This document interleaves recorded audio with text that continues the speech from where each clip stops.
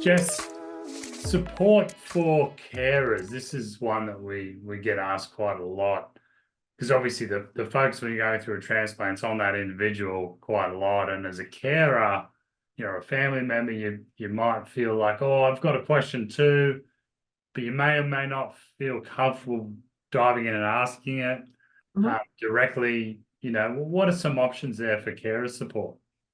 We have lots of supports out there. There are carers groups often run through the dialysis centre at your local hospital that has people that family members like them that have gone through dialysis, but also the transplant process that is available.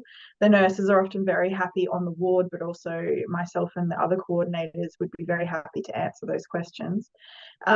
Having that conversation with your partner beforehand about whether that is something that they're okay with you as the carer asking. But also we have quite a few services available to the family at large. It's a very common emotional roller coaster that they're about to go on.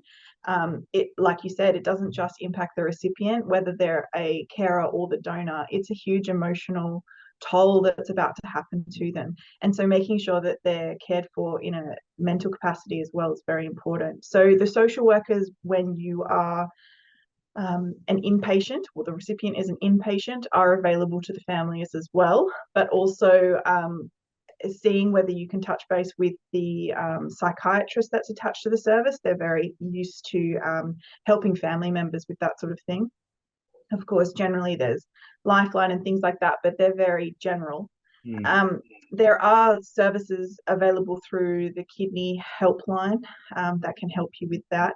But coming to the health service and asking for some supports or groups around that, it would be the best way forward for some community support. Yeah. And it's one of those ones where you might feel like, oh, I don't want to get involved and bother anyone.